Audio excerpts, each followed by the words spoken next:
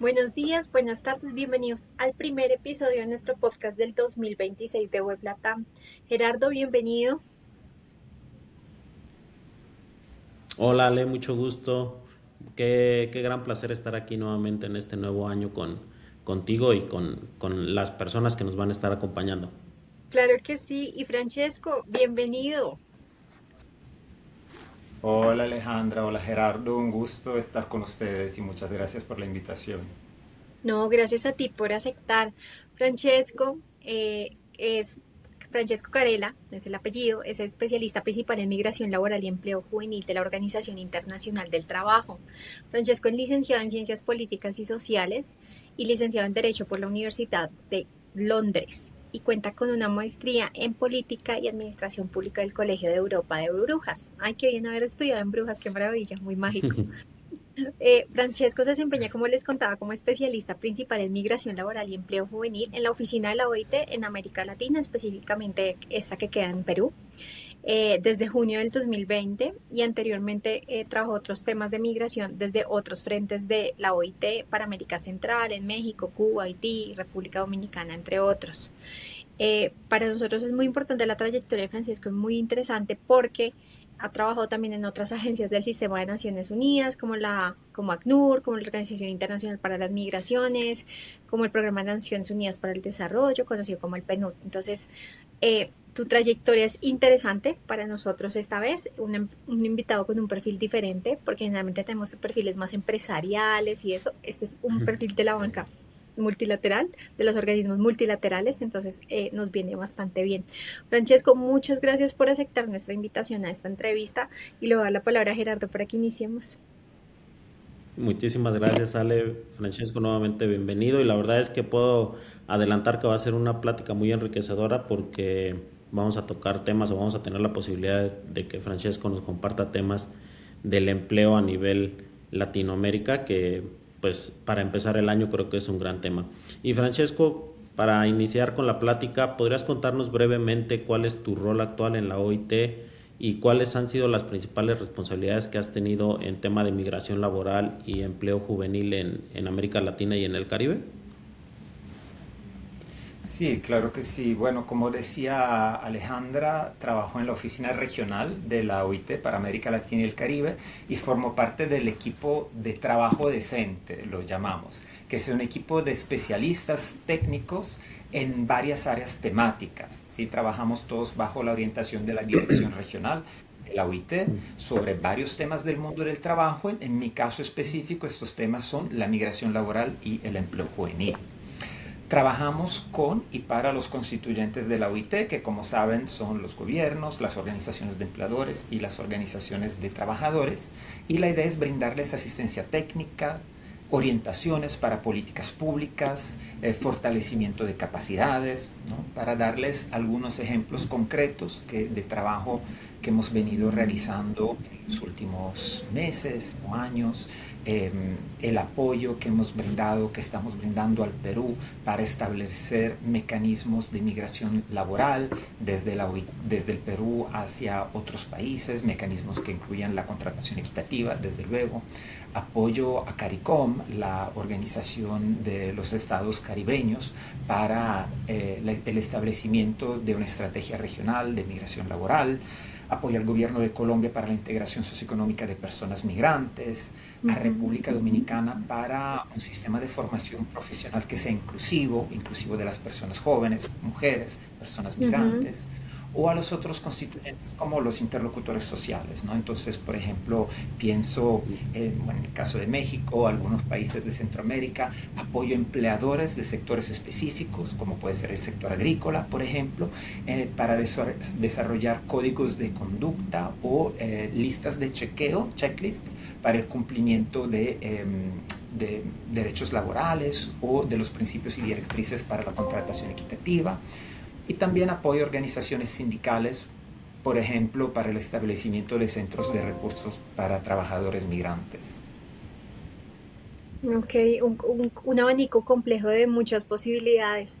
Francesco, desde la perspectiva de la OIT, ¿cuáles son los principales desafíos del mercado laboral en América Latina y el Caribe? Bueno, podemos decir que hoy en día el mercado laboral en América Latina y el Caribe está viviendo una situación dual, ¿no? Porque por un lado sí vemos una recuperación del empleo desde el momento de la pandemia y cierta estabilidad macroeconómica también en varios países. Pero por otro lado, al mismo tiempo vemos que persisten desafíos estructurales muy profundos que siguen limitando la productividad, la inclusión y el crecimiento sostenible de nuestra región. El primero de estos desafíos, que es quizás el más importante, es la persistencia de la informalidad. Hoy en Mm, América Latina y el Caribe, un 47% de las personas ocupadas trabajan en condiciones informales. En algunos países de la región, ese porcentaje es mucho más alto. Y esto no solo es un problema social o de derechos laborales, sino que desde la óptica empresarial también vemos que la informalidad limita la productividad, distorsiona la competencia y reduce la capacidad de inversión en capital humano. A esto se suman también brechas estructurales bastante marcadas, especialmente para mujeres y para jóvenes. Vemos que las mujeres siguen teniendo menores tasas de participación y formalidad. Los jóvenes se enfrentan tasas de desempleo mucho más altas que los adultos. Y cuando sí logran insertarse, muchas veces lo hacen con empleos precarios de baja calidad y sin perspectivas de desarrollo. También con salarios estancados, con baja protección social, lo cual realmente es una pérdida de talento para las empresas y para las economías, además de ser una vulneración de derechos para ellos.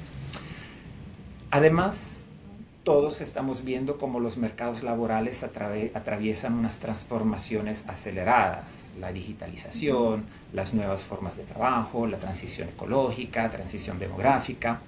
Sin embargo, los sistemas de formación y desarrollo de habilidades no están avanzando al mismo ritmo que estas transformaciones, ¿no? Finalmente, otro desafío cada vez más relevante, y no puedo dejar de mencionarlo desde mi perspectiva profesional, es la migración laboral y la movilidad humana. Vemos que la región vive una movilidad intrarregional, o sea, de un país a otro de la región, cada vez más dinámica, pero todavía no integramos plenamente la migración en las políticas de empleo. Y cuando no se reconocen las competencias de las personas migrantes o cuando no se generan canales formales para la inserción, se está perdiendo talento, se está perdiendo productividad y se están perdiendo finalmente oportunidades para el sector productivo, para las empresas. En este mm. contexto, el mensaje de OIT es bastante claro, ¿no? Que estos desafíos están interconectados, no se resuelven con medidas aisladas, sino que se necesitan políticas integrales que combinen formalización, formación, protección social y una Todo. mejor articulación entre los diferentes actores sociales, incluyendo al sector privado. Justamente a mí me surge ahí una inquietud, Francesco, y es que, por ejemplo, la Francesco, oficina de la OIT, digo, sí, voy a hacer una pregunta que me surgió dices, para Francesco.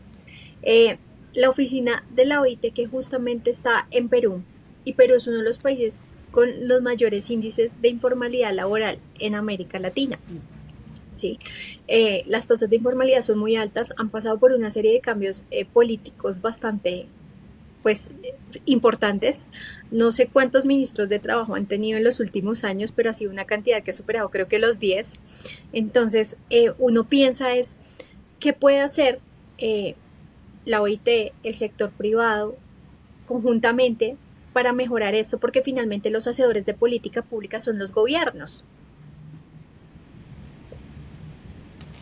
Bueno, sí, efectivamente los hacedores de políticas públicas son los gobiernos, sin embargo sabemos que en temas complejos como son las políticas de empleo, como son las políticas de migración, también en particular de migración laboral, decimos que esas políticas hay que desarrollarlas con un enfoque de todo el gobierno o pan-gubernamental. Eso quiere decir sentando alrededor de la mesa los diferentes actores del gobierno, como pueden ser los ministerios de trabajo, de migración o de interior, de relaciones exteriores, de desarrollo social, pero también pan societal, es decir, los otros actores relevantes. Desde el punto de vista de la OIT, por ejemplo, el diálogo social tripartito es fundamental y vemos que en países donde hay un cambio de gobierno, por ejemplo, puede que haya más estabilidad en el sector empleador o el sector trabajador, ¿no? Y consideramos que esas políticas tan complejas que requieren de enfoques o abordajes integrales, el diálogo social entre esos mínimo esos tres actores es esencial, y eso es lo que permite avanzar y en algunos casos hasta de garantizar cierta continuidad, ¿no? A pesar de cambios de gobierno, y nos permite tratar de avanzar en nuestro programa de trabajo. De acuerdo, de acuerdo. Francesco, yo tenía una duda sobre, ahorita lo que mencionabas, uno de los principales desafíos, como mencionas, es el tema de la informalidad. Eh, Sin embargo, digo, pensando en el caso mexicano, llevamos años tratando de combatir la informalidad, y vemos que en lugar de reducirse, pues o se mantiene o incluso incrementa un poco. Desde la OIT, ¿ustedes consideran que este es un problema que se pueda solucionar en el corto plazo, o es un tema que va a llevar más tiempo y que, como acabas de decir, implica no solamente a un jugador, sino a varios jugadores, ¿no? de cada economía del país? Bueno, efectivamente, o sea, la informalidad laboral, como lo dije, es uno de los principales desafíos estructurales en América Latina y el Caribe, y no es un desafío a corto plazo, ¿no? Eh, Sigue afectando casi a la mitad de los empleos en la región, proporción mayor entre los jóvenes, donde supera el 50%, entre las personas trabajadoras migrantes, que pese a su alta participación laboral, porque vemos que los migrantes suelen tener más alta participación laboral que los nacionales, pero suelen concentrarse en empleos de baja productividad, alta rotación, limitada protección social y muchas veces alta informalidad, ¿no? Pero no se trata de un problema coyuntural. Es un problema que refleja la heterogeneidad productiva de la región y la dificultad para generar empleo formal de calidad, ¿no? Al ritmo que demanda la economía.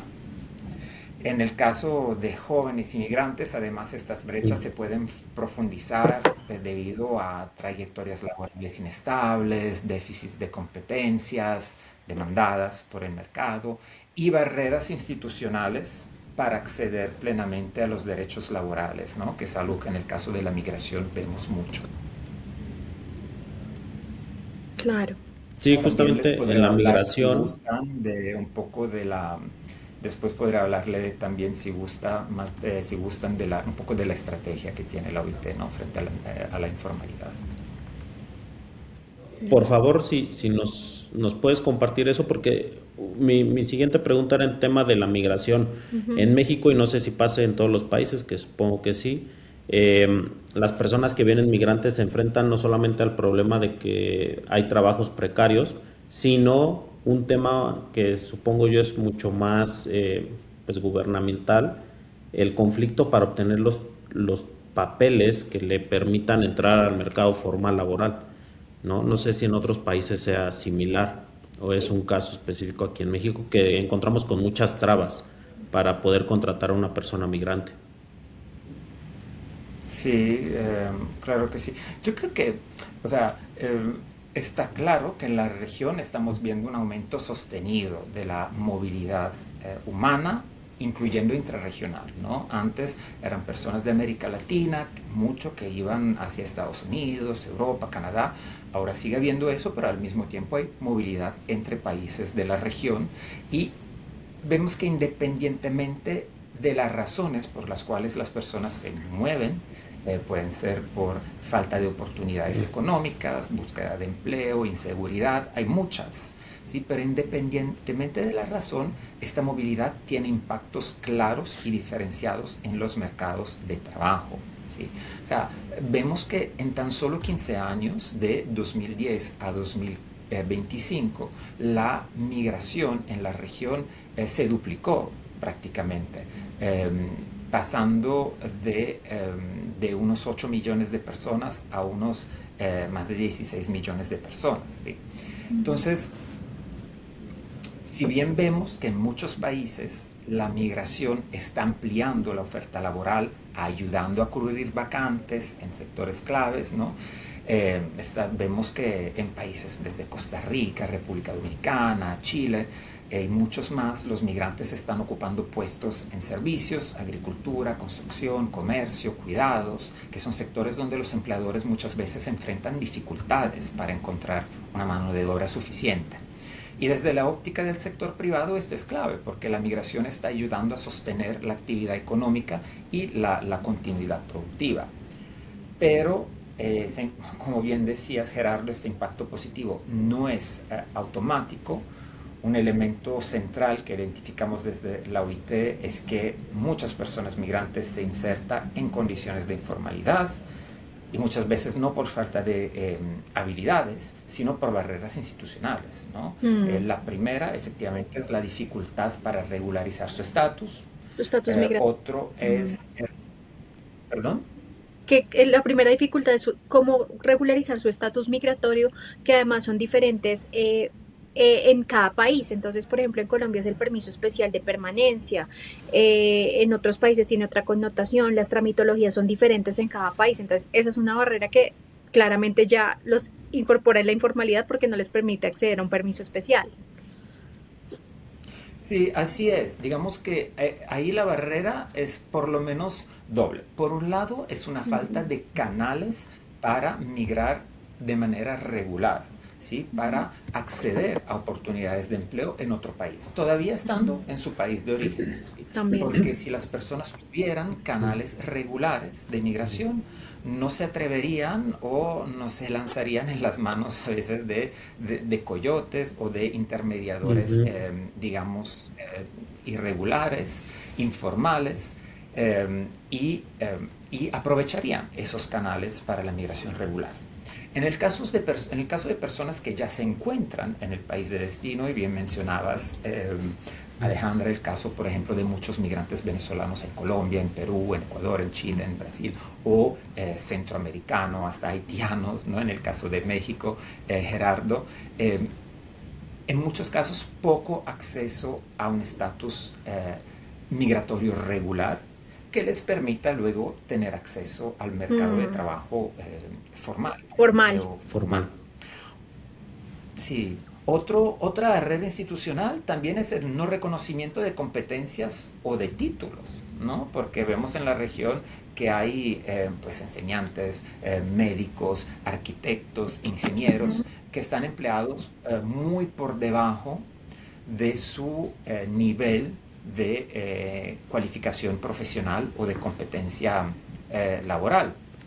Otra barrera es la falta de información sobre los derechos de las personas migrantes, en particular los derechos laborales de las personas migrantes y sobre las necesidades reales del mundo del trabajo, ¿no?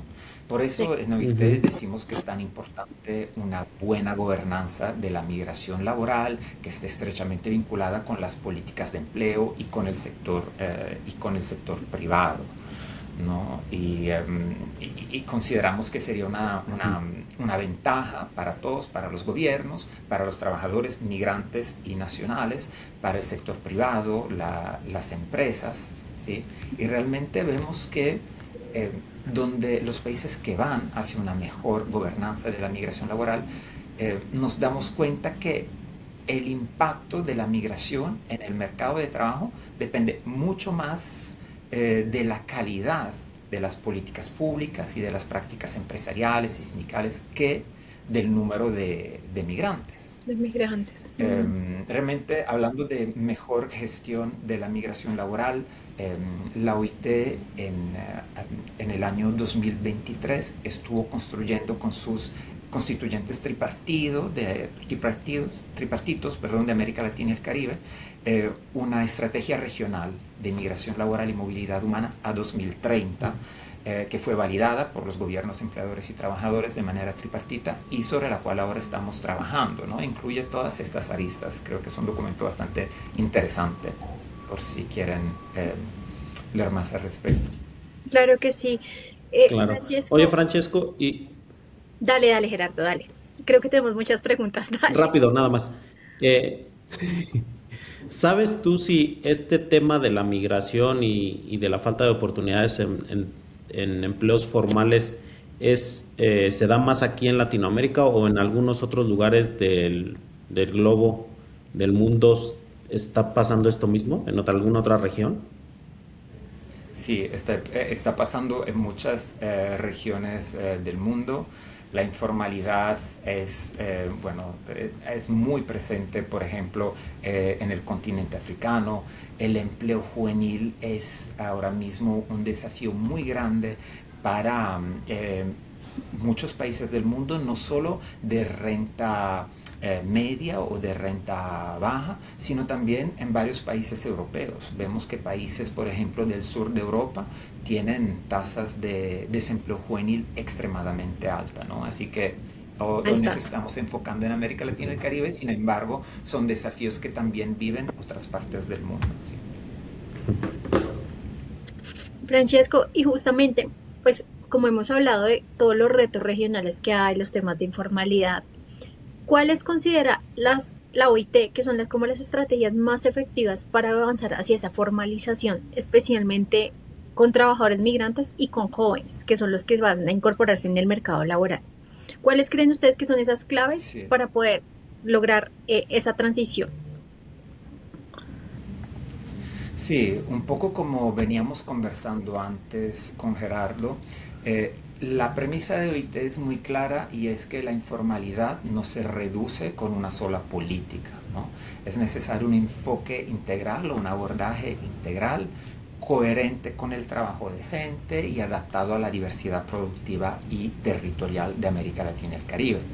Y el marco estratégico que hemos desarrollado, otra vez junto con nuestros constituyentes tripartitos, frente a ese desafío, se llama FORLAC 2.0, o sea, la estrategia de formalización para América Latina y el Caribe, 2.0 porque es como una segunda fase más avanzada, que se articula alrededor de cuatro grandes áreas de políticas, que son primero el desarrollo productivo, porque sin aumento de la Ujú. productividad no hay formalización sostenible. Segundo, las políticas de empleo y de desarrollo de competencias fundamentales para facilitar esas transiciones hacia empleo formales, en particular para los jóvenes, de los que hemos venido hablando.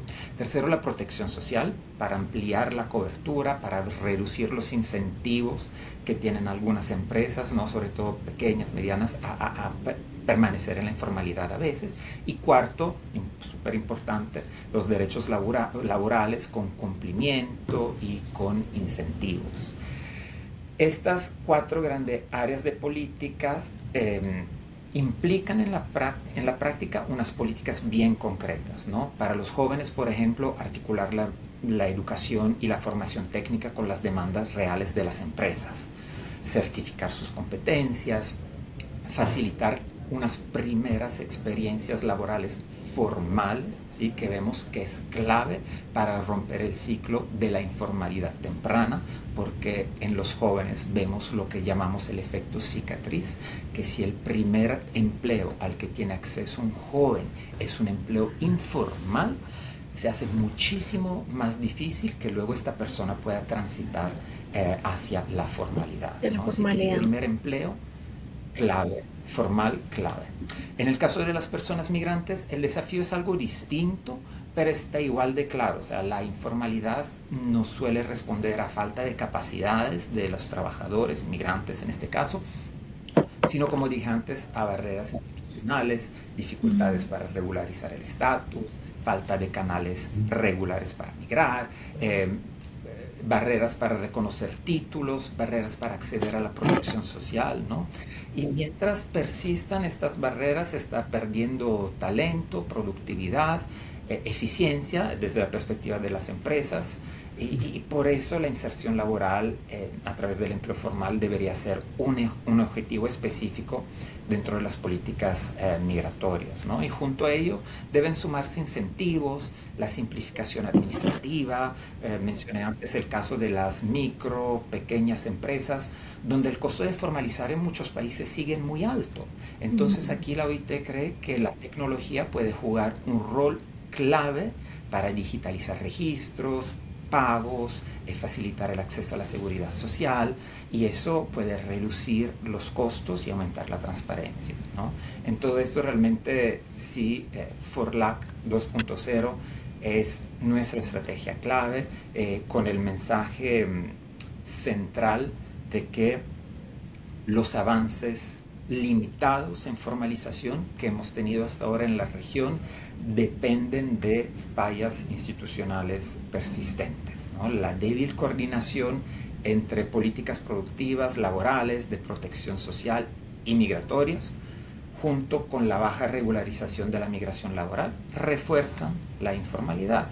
Y es en ese contexto avanzar hacia mercados de trabajo más formales, más productivos, requiere enfoques integrados, donde la formalización, la gobernanza migratoria, el trabajo decente vayan un poco de la mano, ¿no? Y en todo esto el diálogo social entre el sector privado, gobiernos, sindicatos es fundamental.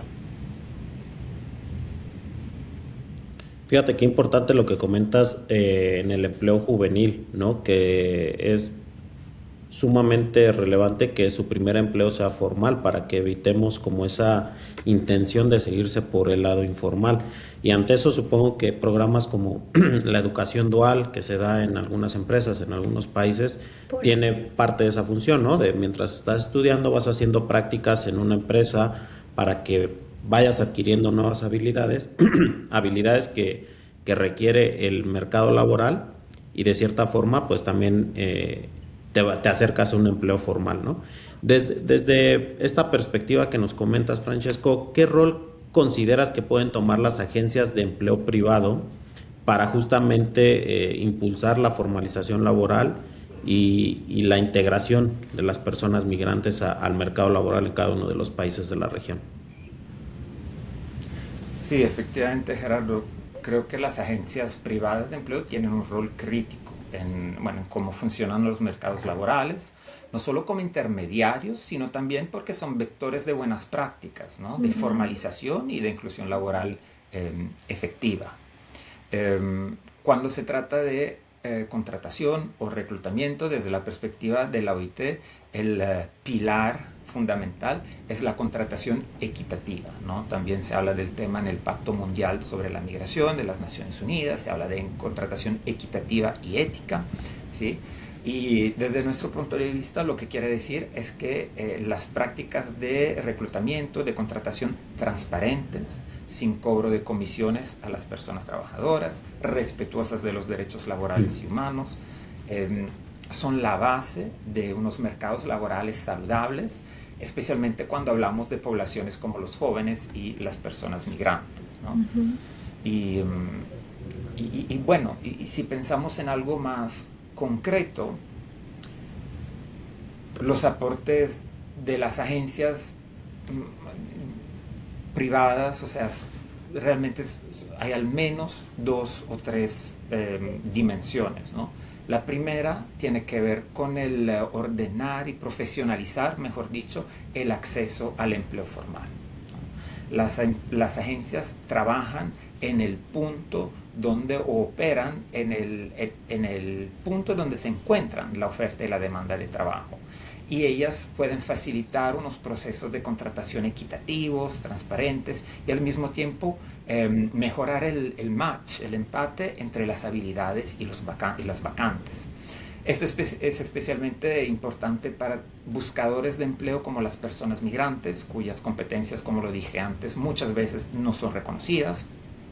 Para jóvenes que buscan su primera experiencia laboral, y ya vimos por qué es tan importante que esta sea formal, ¿sí? Y cuando estas capacidades se identifican y se valorizan, mejora la calidad del empleo para estas personas y mejora la productividad de las empresas también, ¿no?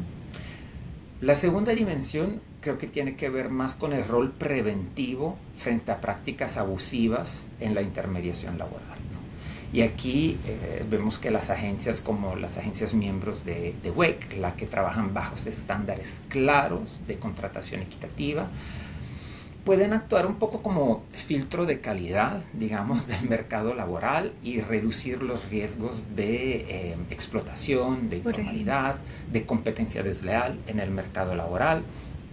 Y esto genera confianza tanto en las personas trabajadoras como en los empleadores también, ¿no? Y contribuye por lo general a elevar los estándares y la aplicación de las normas en el mercado de trabajo. Y bueno, luego también siempre está, saben, vuelvo al punto del diálogo social, está la importancia de la capacidad de las agencias privadas de empleo de articular con políticas públicas, ¿no? Las agencias privadas generan información valiosa sobre vacantes, sobre perfiles demandados, sobre brechas de competencias, y cuando esta información se articula con los servicios públicos de empleo, con los programas de formación, se están fortaleciendo las políticas de inserción laboral formal, en particular para jóvenes, para migrantes, para mujeres. También se pueden fortalecer las políticas de migración laboral, etcétera, ¿no? Es por eso, es precisamente reconociendo ese rol fundamental de las agencias privadas de empleo que la OIT considera como referencia clave el convenio 181 que tenemos, que es específico sobre agencias privadas de empleo, y la recomendación 188 que la acompaña, ¿no? Y que nos dicen, que hacen que consideremos en la OIT las agencias privadas como un aliado fundamental en la contratación equitativa, en la transparencia, en el respeto de los derechos, que nos permite fortalecer la formalización también y mejorar las trayectorias laborales que sean más estables, más sostenibles para los jóvenes, los migrantes y otros grupos poblacionales. Claro, a mí me surge ahí sobre todo un Perfecto, punto que muy hablando importante. del 181, Del 181, tú también estamos sincronizados, Gerardo. Tenemos muchas preguntas. A mí me surge ahí un punto muy adelante. importante, y es que justamente en América Latina solo tienen ratificado el 181 Panamá y Uruguay. Creo que es también como un llamado importante, ¿sabes?, a los gobiernos de la región. Y es que este instrumento, que nos da una línea muy clara, tiene que entrar a ser parte de los bloques de constitucionalidad en los países de la región, sobre todo en una región donde el desafío es la informalidad laboral, porque justamente el convenio lo que hace es una ruta o dar unos instrumentos para entender que las agencias privadas de empleo tienen un rol muy importante hacia la formalización, y es como un vehículo. Entonces, Francesco, ¿tú cómo ves realmente? Y creo que este es un mensaje que puedes dar tú, y es hacer un llamado justamente para que se haga la ratificación de ese convenio.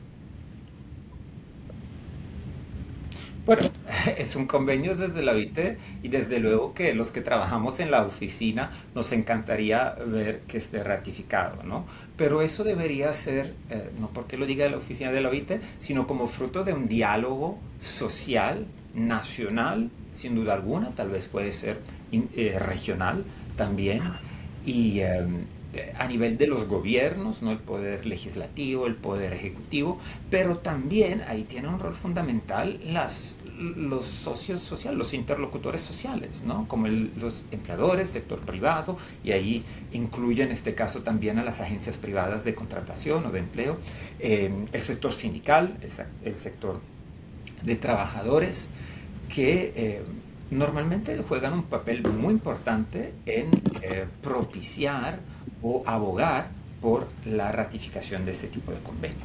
Dicho eso, el hecho de que un convenio no esté ratificado no quiere decir que los estándares no se puedan implementar. Claro. En el caso de la contratación equitativa está clarísimo que los constituyentes de la OIT quisieron ir más allá de las normas internacionales del trabajo, ¿no? Está el convenio 181, está la recomendación 188, ¿no? Que si los países interesados, los constituyentes interesados pueden usar como guía e implementarla, que esté o no ratificado el convenio, pero se quiso ir más allá de las normas, y se elaboraron ya en 2014 14, los principios y directrices para la contratación equitativa.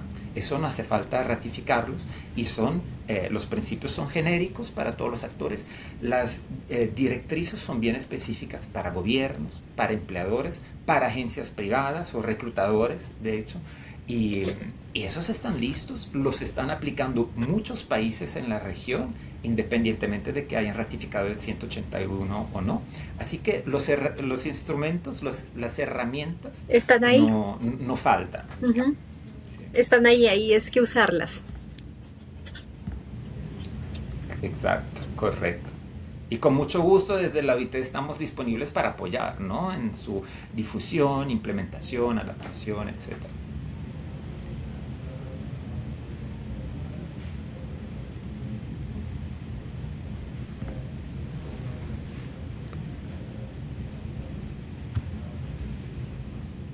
Listo. Perfecto. Gerardo, es que creo que hay un tema de que se demora un poco en llegar como la señal. Sí, muchas gracias. Es Mm, que tuve algún problemita aquí de... Exactamente. Pero, Francesco, ¿de qué manera la OIT puede trabajar conjuntamente con redes como WEC Latam para avanzar en estándares de trabajo decente, buenas prácticas y políticas laborales inclusivas en la región? Bueno, Gerardo, yo veo mucho potencial, ¿no? Para esta colaboración entre la OIT y redes como WEC Latam.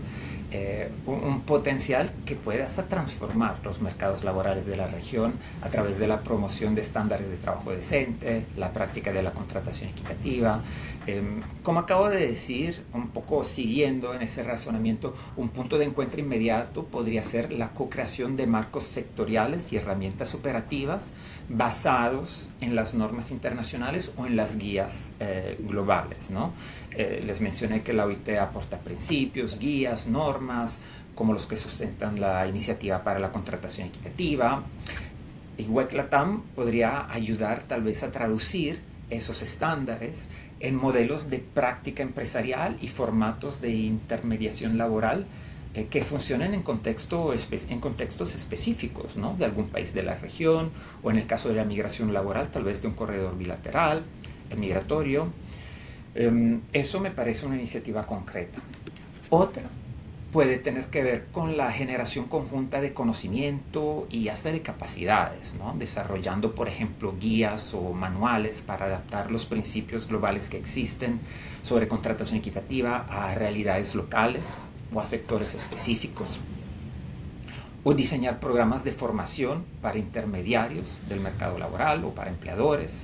Se pueden también producir unas evaluaciones de impacto que nos permitan medir cómo las prácticas de contratación equitativa y de formación mejoran la empleabilidad, la productividad, la retención laboral, porque estas suelen ser herramientas muy eficaces en el momento en que el sector privado, las agencias privadas de contratación quieren tener argumentos para abogar frente al gobierno por la ratificación de un convenio, por ejemplo, ¿sí? O por algunas políticas públicas. Y bueno, fundamental también, y lo mencionamos de alguna forma antes, incluir el diálogo social multiactor, ¿sí? En esta colaboración estratégica. Como ya les mencioné, los empleadores, los sindicatos, las agencias, los gobiernos deberían construir soluciones para estos desafíos que mencionamos, como son la formalización del empleo, el desempleo juvenil, la inclusión de los migrantes, la reducción de las brechas de género. Y esto hace que, por un lado, se fortalecen las políticas públicas y, por otro lado, se aumenta la aceptación, la sostenibilidad de las buenas prácticas, ¿no? Y luego, ojalá esas buenas prácticas se puedan difundir, ¿sí? Entonces, la idea realmente es que veo el potencial para que OIT y WEC Latam puedan ser socios para un cambio real, al combinar su experticia técnica que ambas tienen, pero diferentes niveles de intervención, de presencia sectoral, ¿no? Y fuerte compromiso que tenemos ambos con la equidad en la contratación y compromiso con el trabajo decente para todas y todos, ¿no? Ujú, Claro que sí. totalmente. Y Francesco, para cerrar, ¿qué mensaje clave te gustaría dejar a los actores del mercado laboral en América Latina frente a los retos actuales y futuros que tenemos? Bueno, tal vez un mensaje un poco más positivo y de esperanza, porque me doy cuenta que mencioné unos desafíos del mercado laboral que pueden parecer abrumadores, ¿no? Como son la informalidad estructural, las Complejos. brechas de habilidades, la inclusión migrante, pero también deberíamos tomarlos más bien como una invitación a transformar profundamente, ¿no? Como la forma como funcionan los mercados laborales, los mercados de trabajo de la región, ¿no? O sea, a veces todas estas conversaciones pueden sonar bien abstractas o tal vez académicas, pero la formalización, la inclusión, la equidad en la contratación no son metas abstractas, ¿sí? Son inversión estratégicas en la competitividad de las empresas, en el desarrollo sostenible de nuestras economías, que se traducen no solo en números y cifras, sino en la vida, la calidad de la vida de las personas y entonces el desarrollo económico y social de nuestros países también, ¿no? Y en este contexto creo que hoy más que nunca debemos ver la contratación equitativa como el primer paso hacia un empleo digno, productivo, formal, ¿no? Lo que llamamos en la OIT el trabajo decente. Y está más que claros, muchos estudios demuestran que cuando la selección laboral es transparente, cuando no se trasladan costos ilegales o injustos a los buscadores de empleo, cuando se respetan los derechos fundamentales desde el primer momento del ciclo laboral, se fortalece la confianza, se amplía la participación formal y se mejora la productividad del mercado laboral en su conjunto, ¿sí? No solo de una empresa, no solo del sector, etc. Esto en general. En el caso específico de los grupos sobre los cuales yo trabajo y que mencionamos el día de hoy, me gustaría subrayar que la integración de las personas migrantes, de los jóvenes, no son desafíos a resolver en el futuro, ¿sí? Son oportunidades que están aquí y ahora, ¿sí? No queremos alcanzar niveles ya en la transición demográfica. Hemos visto cómo ocurre, ahí me refiero sobre todo al envejecimiento, en países como Japón, varios países europeos, como empieza a ocurrir ya en algunos países de América Latina. Ujú. Por eso son desafíos o más bien oportunidades de cambio que tenemos ahora. Sí. Si combinamos el diálogo social, que ya lo mencioné, estándares claros, prácticas empresariales responsables, políticas públicas coherentes, podemos construir realmente unos mercados laborales que sean más justos, más dinámicos y más resilientes frente a transformaciones globales, ¿no? Pero claro, en este momento el contexto de América Latina y el Caribe para todo esto requiere de unas alianzas sólidas, Mm. y hemos mencionado el potencial de la contratación equitativa y de la voluntad de hacerlo juntos, gobiernos, empleadores y trabajadores. Y bueno, en el caso de la contratación también las agencias privadas reclutadoras son un actor fundamental. De acuerdo.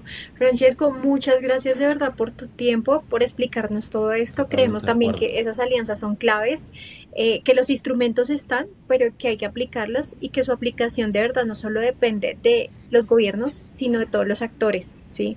El sector privado, la sociedad civil, las organizaciones, hay un sinnúmero de actores, entonces creo que ahí vienen los desafíos. Yo no lo veo como negativo lo que tú nos dijiste, sino lo veo como una posibilidad de mejora. Finalmente es Latinoamérica y estamos acostumbrados a los desafíos, pero creo que todo esto nos lleva a pensar cómo no solo los policy makers pueden mejorar, sino también nosotros contribuir desde diferentes frentes y desde diferentes sectores, ¿no?